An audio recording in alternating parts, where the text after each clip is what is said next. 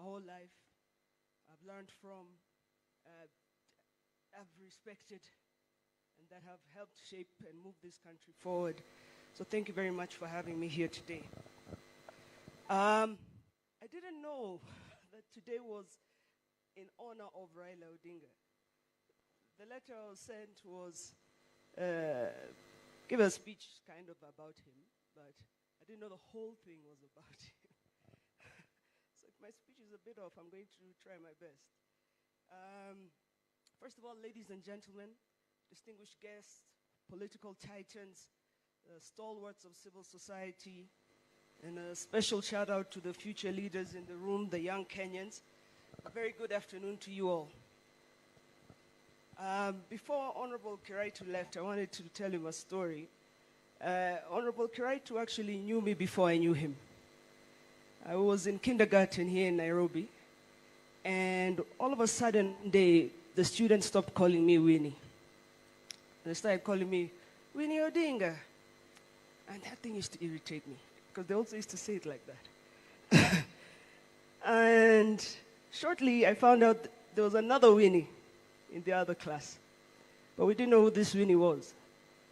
So one day, my mother was picking me up, and Kiraitu himself came to pick up his daughter. And my mother said, "Oh, you're Baba Winnie." And he said back, "Yeah, so you're the Mama Winnie." And that was a very good friend of mine. Her name is Winnie McKenna. Today we gather not just to reflect on the legacy of the late Right Honorable Raila Amolo Odinga, a man who not only dreamt of democracy, but was also brave enough to wake up every morning to fight for it. In honoring Baba, as we fondly called him, we're reminded that he had a rare quality of being both profound, but yet approachable. He had that unique ability to challenge a great dictator and charm a drunken cat. I always thought he must have had a hidden career as an acrobat, because he would leap effortlessly from an office to dancing in stage in a matter of minutes. On this International Human Rights Day, our theme is all human, all equal. It's a very beautiful sentiment when we shout it from the rooftops. However, I often wonder how many of us truly integrate it into our lives. Let's be honest, sometimes we forget that all humans are indeed equal, especially in this country when it comes to simple things like queuing up for services or prioritizing whose voice matters when it comes to decision making. Our democracy should reflect this ethos, and yet, as we semi-joke about it, we must acknowledge the serious tensions currently simmering beneath the surface of our nation. I call it, we're going through a crisis of generations, where young people are not being allowed to define their future, and older generations seemingly switch the goalposts whenever we get near it. I feel we have a crisis of culture, a crisis of religion, of tradition versus technology, a sort of war in our society. We have a society where men and women still are not quite equal, even when we talk about that. Where a young woman from Bondo can ask a simple question in Mombasa, and they say it's disrespect, but a man can ask the same question in not as polite a manner, and they say it's leadership. See, the Kenyan youth do not live in Kenya. My mother, she watches the news. We always joke the only thing she watches is the news. I, on the other hand, never watch Kenya news. I'm physically present in Kenya, but I join my colleagues online. These young people are exposed to a world where they are told they are enough, that they are smart enough, they are strong enough, and what they say and think matters. When some of you have an issue with your phone, you always ask a young person around you to fix it. They do it in 1 minute. I'll tell you today, that thing irritates them. Because that's not all they are good for. They can do many things in 1 minute that may take you a bit longer time. So we need to give them a little bit more space. In 2025, we have witnessed a kaleidoscope of events. Youth-led movements demanding accountability. Our regional neighborhood here is not quite like us. There's been public outcry for reforms and a palpable sense of fatigue with governance that feels more like a game of musical chairs than a platform for true participation. But fear not, for the absence of change is where inspiration begins. And that is precisely where Baba thrived. He believed that passion could shake the walls of our political history, challenge the status quo, and remind us that democracy is not just a political system, but a way of life woven into the fabric of our society. Raila Odinga was a man who understood that leadership was derived from the will of the people and not the will of its leaders. He used to say, leadership isn't about a title. It's about showing up every day, fighting for what is right, and lifting others as you climb.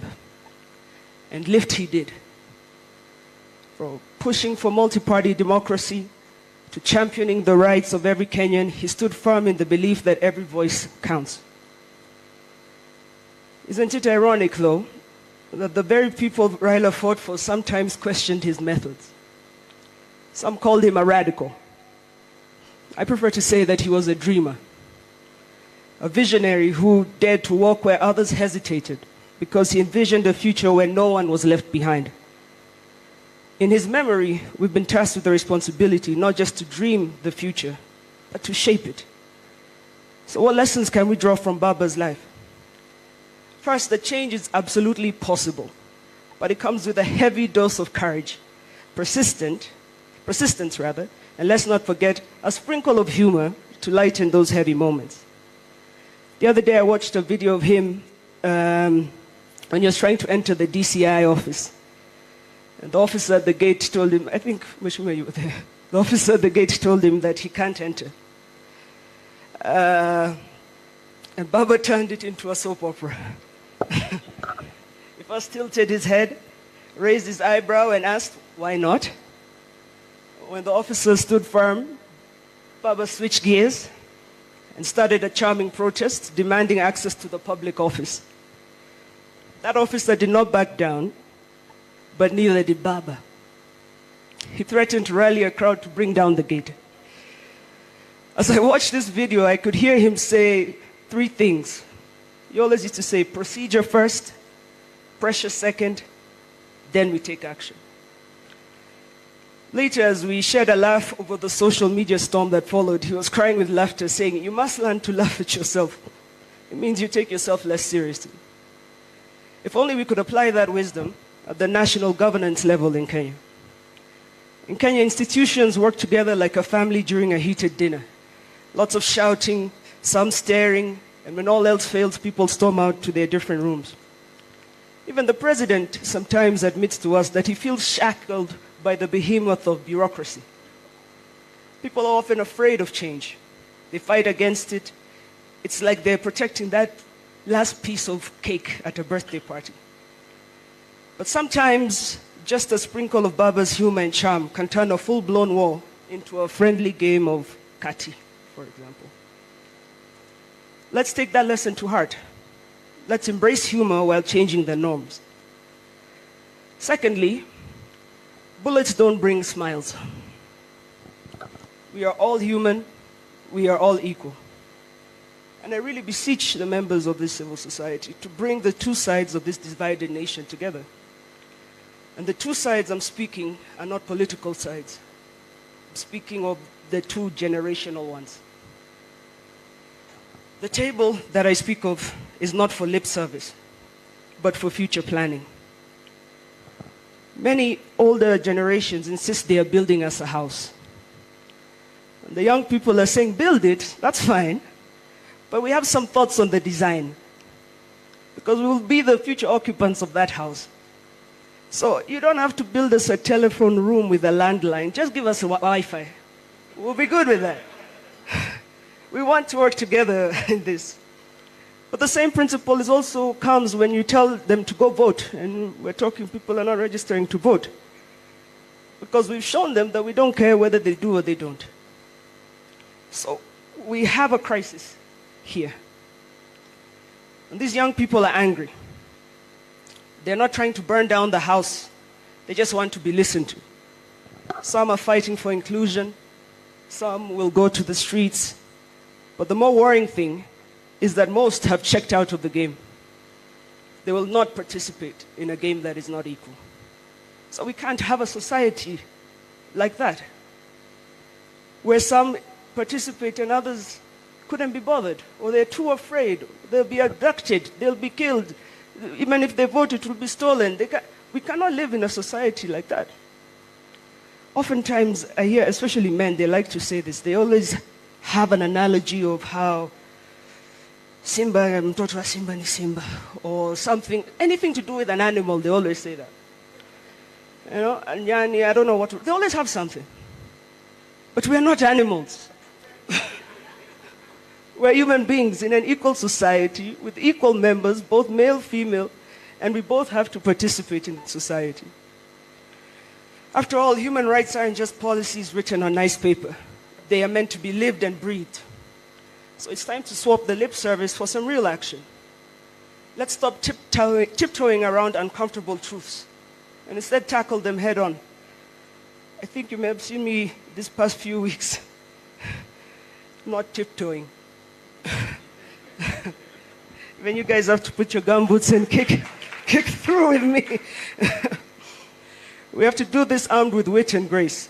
Because when we engage in the pursuit of equality with a smile, we not only lighten the load that we carry, but we also invite other people to join the journey with us. After all, who wouldn't want to march towards justice without a sense of humor? Let's make our fight for human rights as infectious as a good laugh. It cannot be bullets, blood, and tears every time. Because if we're going to change this country, then we need to talk. And we might as well do it with a smile. But you guys smile first, you know. Us young guys were not for jokes. That smile is just politeness, not that we're joking here. We're also serious.